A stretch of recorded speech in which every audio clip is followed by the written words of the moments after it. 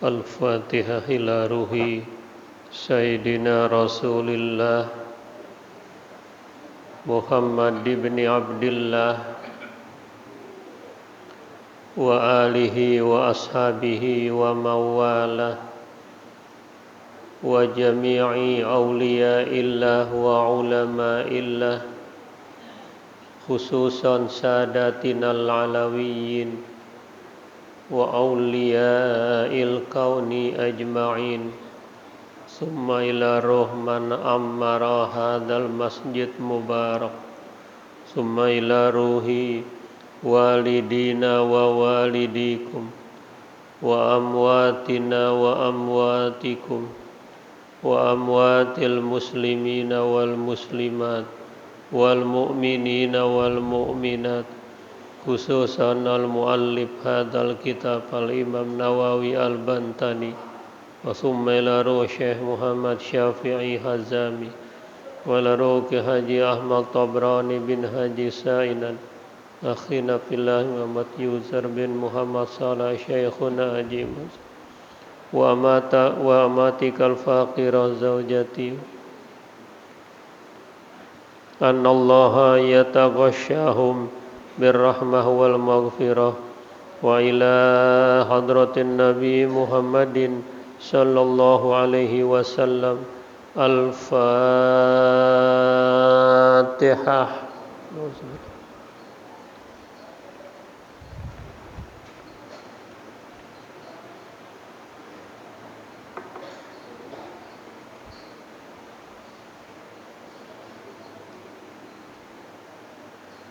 Bismillahirrahmanirrahim. Alhamdulillahi rabbil alamin. Wassalatu wassalamu ala asyrafil anbiya'i wal mursalin sayyidina wa syafi'ina wa habibina wa maulana Muhammadin wa ala alihi wa ashabihi ajma'in.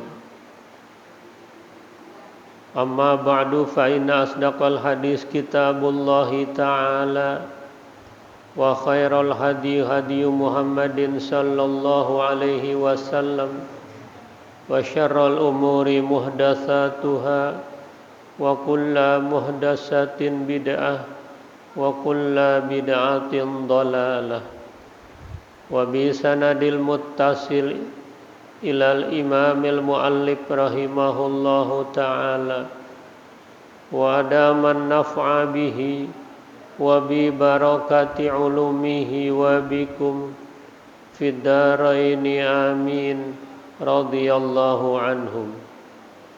Rabbi yassir wa la tu'assir, Rabbi tammim bi khair.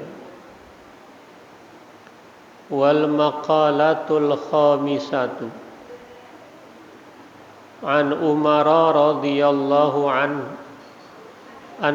qala mawqufan alaihi aw marfu'an ila nabi sallallahu alaihi wasallam. Fal mawquf ma ruwiya 'anis sahabah la yutajawazu bihi ila Rasulillah sallallahu alaihi wasallam.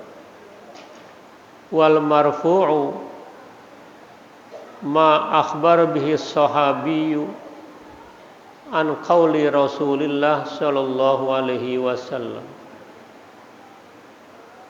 Laula di'aul ghaibi la syahidtu ala khamsi nafarin annahum ahlul jannah. Al-faqiru sahibul iyali wa mar'atur radi anha zawjuha al-mutasaddiqatu bimahriha ala zawjiha ar-radi anhu abawahu wat-taibu minadz dzambi. Makalah yang kelima dari Sayyidina Umar radhiyallahu anhu, semoga Allah meridhoinya, bahwasanya dia berkata, ini mauquf atasnya atau marfu kepada Nabi Shallallahu Alaihi Wasallam. Mauquf itu apa yang diriwayatkan dari sahabat tidak melampaui kepada Nabi Shallallahu Alaihi Wasallam. Sedangkan hadis marfu apa yang dikhabarkan oleh sahabat dari sabda Rasul Shallallahu Alaihi Wasallam. Sekiranya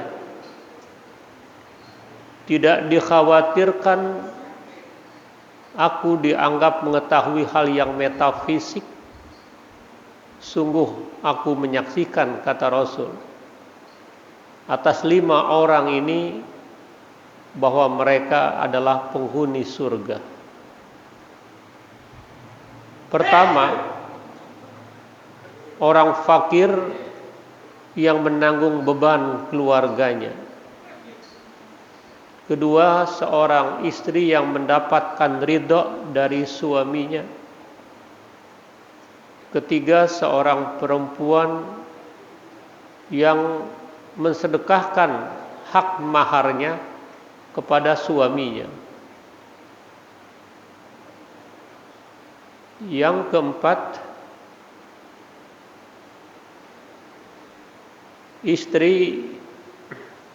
seorang anak yang mendapatkan ridho kedua orang tuanya. Yang kelima, orang yang taubat dari dosa-dosanya. Bapak, Ibu, Saudara yang sangat saya hormati, dari makalah kelima ini ada perbedaan pendapat terkait apakah ini mauquf hadisnya atau marfu'.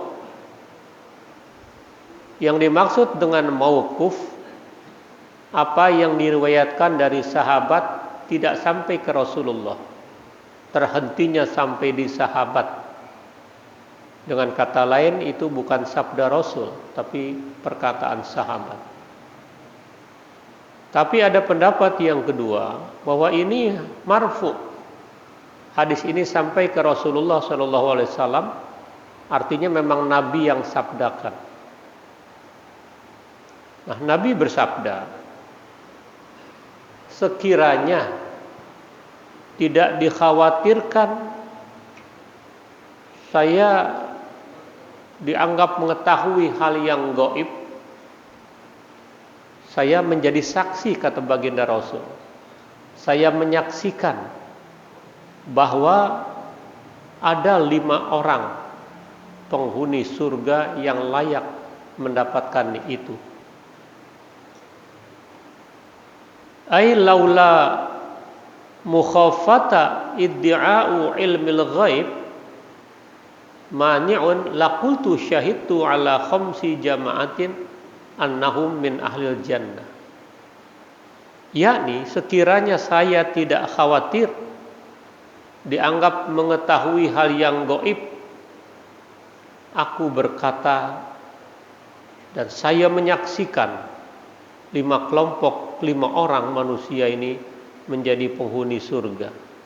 Siapa saja? Pertama, al-faqir sahibul iyal.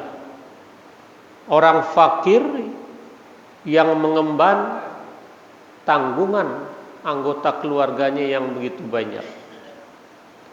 Wa huwa may yaskunu ma'ahu, yaitu orang yang menetap bersamanya, wa tajibu nafaqatuhu, yang wajib dia memberikan nafkah kepadanya, seperti ada pembantunya, istrinya, anaknya yang masih kecil. Sementara dia terkena PHK dengan tanggungan beban hidup yang banyak. Kalau orang miskin ini menerima takdir Allah Subhanahu wa taala, disertai dengan upaya maksimal optimal, terus dia mencari, terus dia berusaha, terus dia kerja keras, maka orang ini dengan kesabarannya berhak mendapatkan surganya Allah Subhanahu wa taala. Ini bukan hal yang gampang. Ini bukan hal yang sulit. Sementara ada pembantu atau pembantunya karena ketiadaan dihentikan sementara. Beban listrik, beban air, sekolah anak, kesehatannya, makan sehari-harinya. Ini disikapi dengan kesabaran, bagaikan air mengalir, biarkan saja sampai di mana ini dia lakoni, dia tempuh dengan kesabaran sampai akhirnya saatnya nanti ajal menjemputnya itu. Berarti kesabaran dia itu boleh jadi yang mengantarkan dia tiket dia masuk ke dalam surganya Allah Subhanahu wa taala. Tapi tentunya jaminan dari Allah, orang yang miskin secara materi tapi dia tidak pernah meninggalkan sholat berjamaah, utamanya sholat subuh, nggak bakal akan kelaparan walaupun tidak punya apa-apa, karena dia yakin dengan hadis Rasul, man sholat subha jama'atan fahuwa fi zimmatillah. Siapa saja yang berusaha sholat subuh selalu berjamaah, maka dia dijamin oleh Allah, dijamin hidupnya, dijamin keamanannya, dijamin keimanannya. Tangisan anak, keluhan istri disikapi dengan sabar, semuanya itu diajak istrinya, anaknya untuk selalu sholat berjamaah. Dan kita yakini badai pasti berlalu, gitu kan. Fa inna ma'al usri yusran, inna ma'al usri yusran. Sesungguhnya di setiap ada kesulitan, di situ ada kemudahan. Apalagi dalam pramasastra bahasa Arab, bila satu kalimat terdapat dua ma'rifah, itu dianggap satu ma'rifah. Karena al-usru bentuknya ma'rifah, ada alif lam. Fa inna ma'al usri yusran, inna ma'al usri yusran. Artinya satu kesulitan diiringi dengan dua kemudahan. Saatnya nanti dia akan menggapai kemudahan itu. Man zaro'a hasoda, siapa yang menanam kesabaran, dia akan mendapatkan hasil dari kesabaran itu. Sebaliknya siapa yang menanam kejahatan, siapa yang menanam kebohongan, saatnya dia akan mendapatkan itu sebelum dia meninggal dunia. Bila tidak minta maaf kepada yang bersangkutan, yang dia bohongi, yang dia zolimi, akan saatnya dia terkena dengan itu. Ini yang pertama, orang fakir. Biarlah kita fakir secara materi, asal jangan fakir secara iman dan akidah. Berapa banyak orang sekarang ini kaya dalam materi, tapi miskin dalam nurani, miskin dalam akhlak, miskin dalam moral, miskin dalam kebenaran, yang ada kebohongan, kebohongan dan kebohongan. Kita tidak ingin di balik tubuh seseorang yang kekar, tetapi di sana ada iman yang lumpuh. Kita ingin sebaliknya, di balik tubuhnya yang lumpuh memancar semangat iman yang membahana. Idealnya seperti itu. Idealnya dua-duanya, badannya tegap, imannya tegap. Badannya tegar, akhlaknya tegar. Maka itu idaman kita, idola kita bersama. Ini yang pertama yang berhak mendapatkan surganya Allah Subhanahu wa taala. Yang kedua, wal mar'atur radhi anha zaujuha, seorang istri yang mendapatkan ridho dari suaminya. Seorang istri meninggal dunia, suaminya redha, kedua orang tuanya masih ada redha, ikhlas, maka seorang ini yang meninggal dunia, seorang istri, suaminya redha, dia berhak mendapatkan surganya Allah Subhanahu wa taala. Karena itu buat seorang istri, buat seorang perempuan yang sudah bersuami, dia gampang masuk ke dalam surga. Bahkan kata Nabi, dari pintu yang mana saja yang dia mau. 4 syarat yang harus dipenuhi. Idza shalatil mar'atu khamsaha, dia berusaha salat 5 waktu tepat waktunya. Wa shaumat syahroha, dia berusaha kalau kalah puasa Ramadan buru-buru dibayar. Yang ketiga, wa hafizat farjaha, dia menjaga kehormatan dirinya sementara suaminya tidak ada di rumah. Yang keempat, wa ta'at zaujaha, dia taat kepada suaminya. Ini perempuan, silakan kata Nabi, masuk ke dalam surga min ai babin sya'at. Tiket ke surga buat seorang perempuan. Sekali lagi, itu mudah dalam teori, tapi susah dalam praktek. Tapi kita harus lakoni, harus dorong seorang istri untuk selalu taat kepada suaminya. Selama suami itu benar, suami memerintahkan yang tidak bertentangan dengan agama, tidak ada kata lain, sam'an wa ta'atan. Tetapi manakala suami sudah memerintahkan yang muatan dosa, suami memerintahkan yang maksiat, istri berhak berkata, la ta'ata li makhlukin fi maksiatil khaliq. Tidak ada ketaatan walaupun kepada suami kalau itu untuk berbuat maksiat kepada Allah.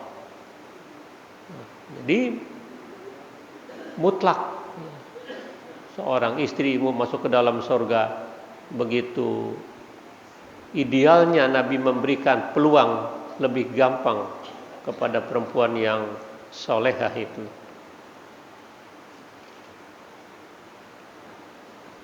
Ai wal mar'atu, seseorang itu tadi yang mendapatkan ridho dari suaminya, mendapatkan keikhlasan dari suaminya, terlepas suaminya alim atau tidak, yang penting dia orang ibadah, yang penting dia bertanggung jawab. Jadi di sini dituntut seorang istri untuk pandai-pandai merawat suaminya gitu. Khawatir kalau nggak pandai merawat suaminya, banyak perempuan lain pengen ngerawat suami ibu. Ya, maaf intermezzo aja. Yang ketiga yang berhak mendapatkan surganya Allah, al-mutasaddiqatu bimahriha ala zaujiha. Seorang perempuan yang mensedekahkan hak maharnya kepada suaminya. Yang ketiga lagi-lagi peran istri ini. Di tengah-tengah gelombang ekonomi yang morat-marit, di tengah terpaparnya karena kasus pandemi membuat suaminya terpapar, dan semua orang banyak yang terpapar, istrinya dengan keikhlasannya mensedekahkan maharnya itu untuk dijadikan modal dagang menyambung kehidupan. Perempuan ini juga berhak mendapatkan surganya Allah Subhanahu wa taala. Sudah Mas jangan gelisah, Mas jangan khawatir, yang penting ikhtiar. Mas kan dulu lumayan waktu ngelamar saya, waktu nikah maharnya 100 gram, masih tersimpan sama saya. Silahkan dijual, silahkan dimanfaatkan untuk modal dagang menyambung hidup kita. Manfaatkan suami yang amanah. Jangan justru 100 gram dipotong buat nikah lagi gitu kan. Ini enggak tahu diri suami ini ya. Udah istri berkorban 100 gram dijual cuma 50 gram buat kawin lagi gitu kan. Di sini sih enggak ada ya. Nah, dia berhak, seorang perempuan itu dengan kesadarannya sendiri, dengan keikhlasannya sendiri mensedekahkan hak mahar. Saya katakan hak mahar, karena urusan mahar mertua nggak boleh intervensi. Bagaimana calon suami istri ini untuk meminta sesuai dengan kemampuan suami? Nggak boleh didorong, nak kamu minta ini, kamu minta, nggak boleh seorang calon mertua. Jadi bagaimana kesepakatan dia yang mampunya itu. Lebih baik sederhana tapi jalan hidupnya panjang, ketimbang sekali besar tapi setahun sudah berantakan rumah tangganya. 2 tahun pulangkan saja aku ke rumah orang tuaku. Ya Allah, sengsara banget gitu kan ya. Walaupun besar mula-mulanya, mendingan kecil asal memang berkah hidupnya ya.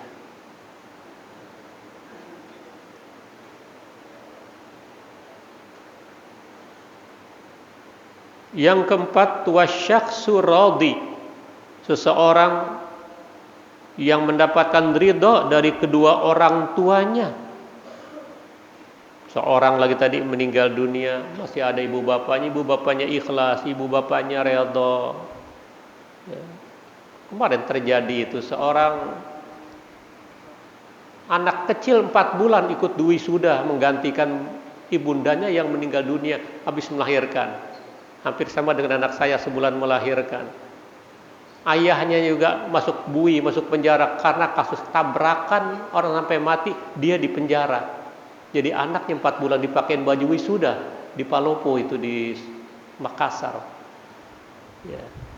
Nah, orang tuanya redho, orang tuanya ikhlas dengan wafatnya itu.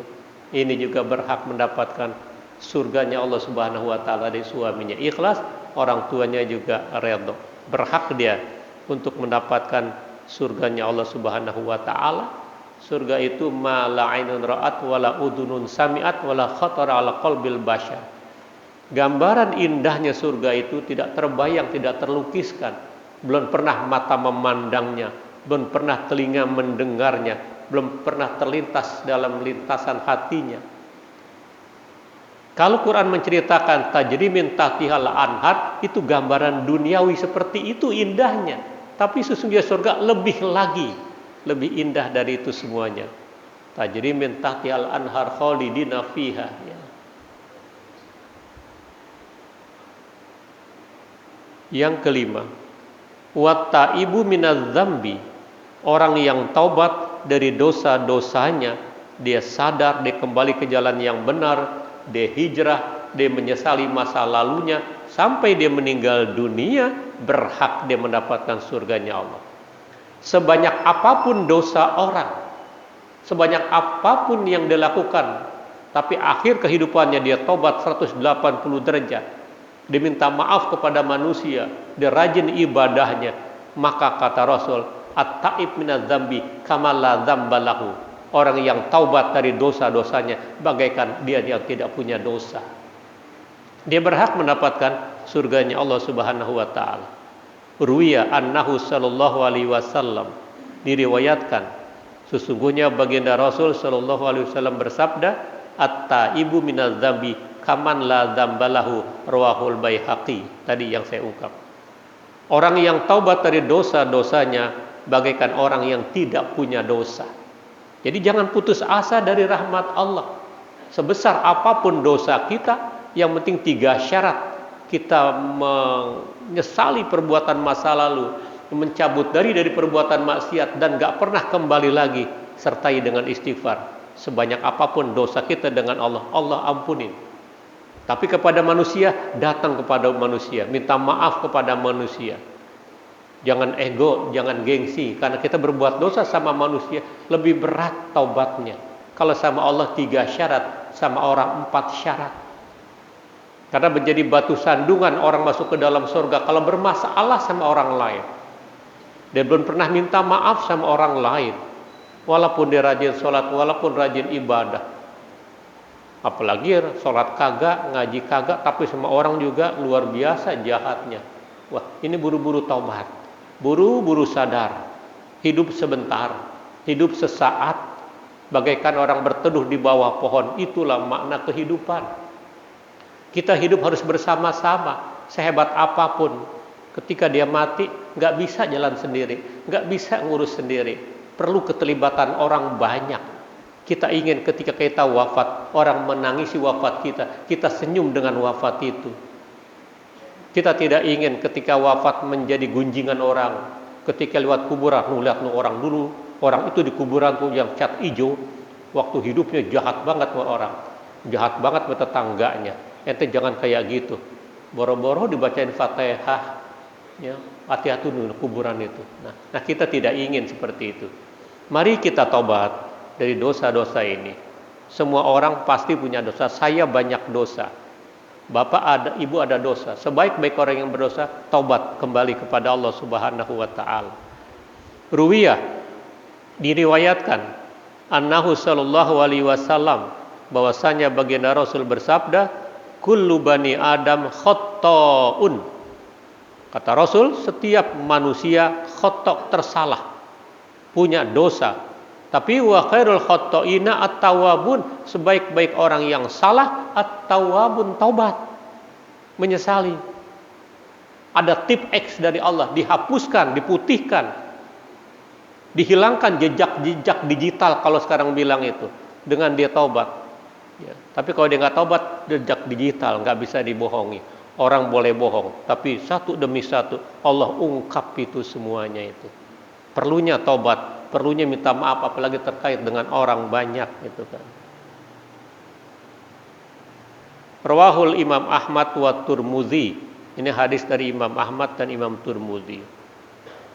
Waruya, diriwayatkan, annahu sallallahu alaihi wasallam, bahwasanya Nabi bersabda, qala lallahu afrahu bi taubati taib minal dham'anil warid.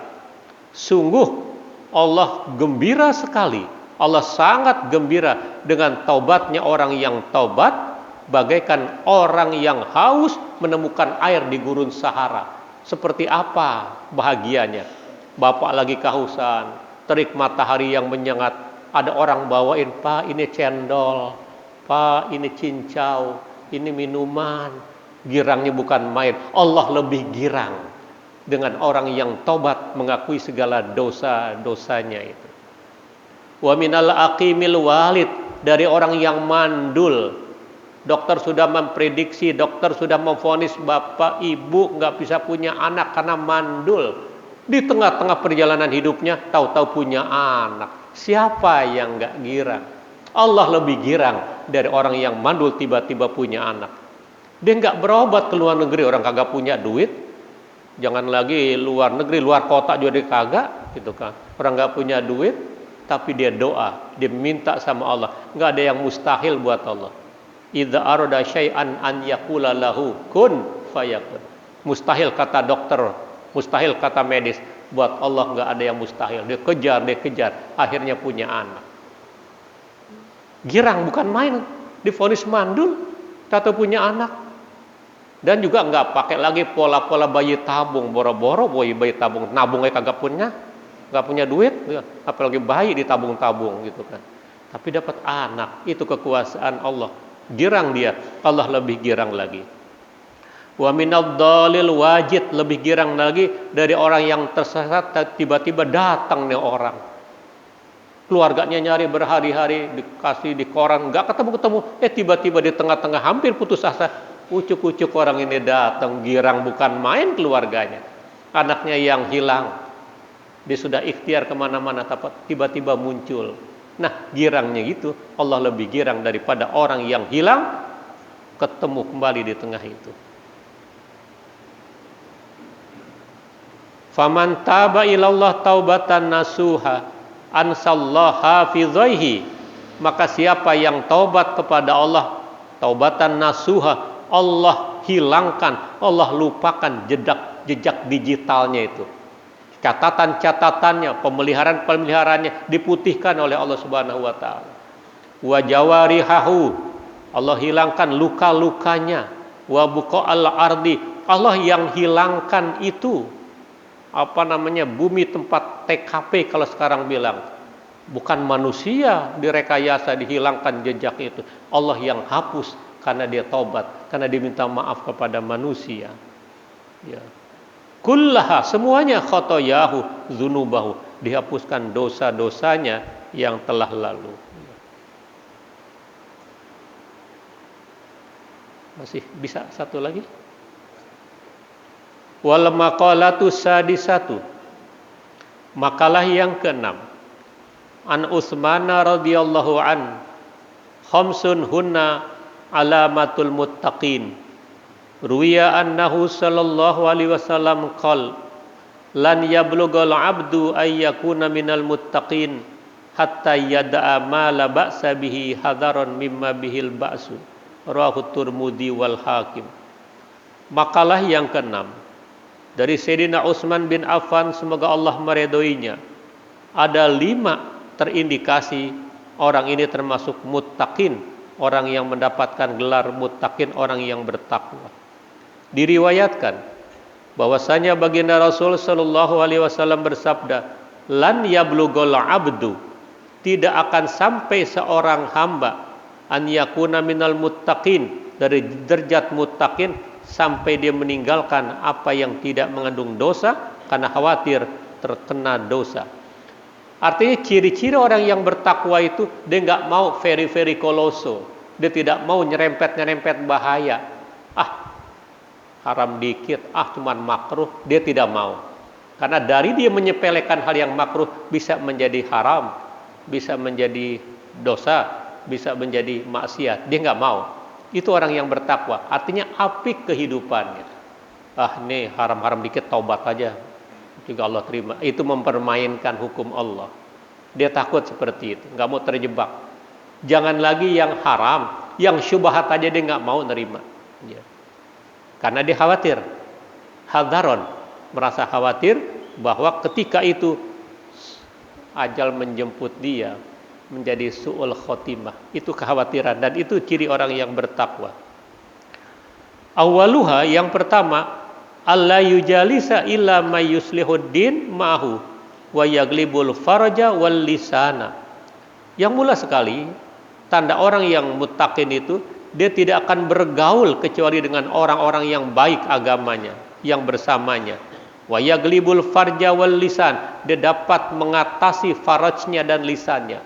Dia tidak mau berbuat nista, dia tidak mau berbuat zina, dan dia jaga lisannya dari omongan-omongan yang mengandung kecemasan orang, mengandung kebingungan orang, mengandung penderitaan orang.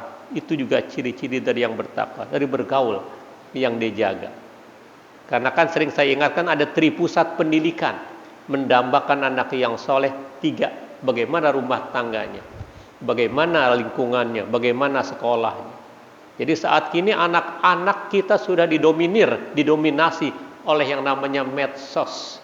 Sehingga di Bandung, anak-anak, maaf sekali lagi, itu banyak yang masuk rumah sakit jiwa karena otaknya sudah dicuci sama medsos.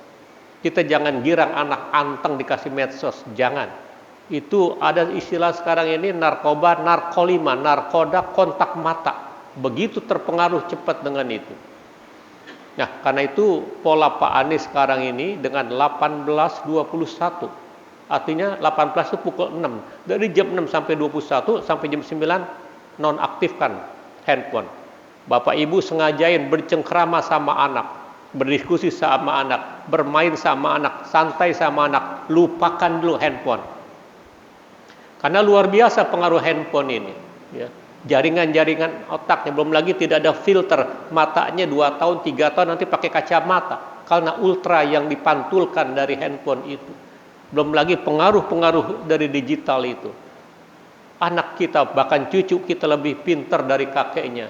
Dia bisa main TikTok, dia bisa mengedit itu anak kita, cucu kita bahkan itu. Kakeknya cuma bisa nerima telepon doang, ya. Nggak bosok boro-boro kita dia bikin download WA aja kagak bisa gitu kan ya. Nah, anak sekarang, cucu sekarang, nah, kita harus sikapi sekarang ini.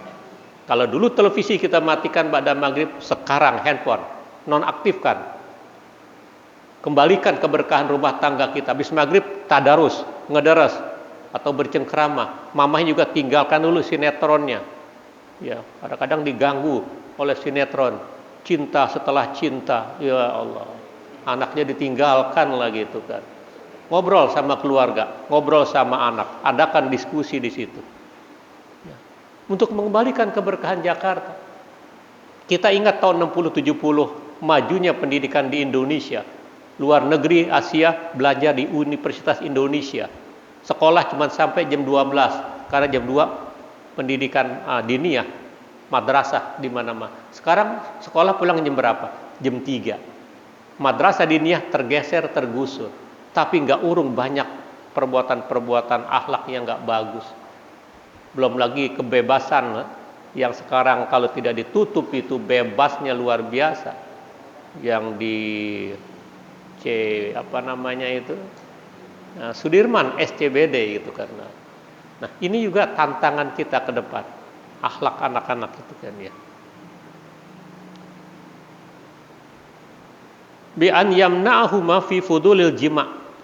Dia mencegah daripada perbuatan nista kelebihan seperti jima dan kalam-kalam yang menyakitkan. Wasaniha, ciri muttaqin yang kedua. Idza asabathu syai'un 'azim minad dunya yarahu wabalan. Kalau dia mendapatkan sesuatu yang besar dari urusan dunia, dianggap ini musibah, dianggap ini bencana. Dapat duit, dianggap itu bencana.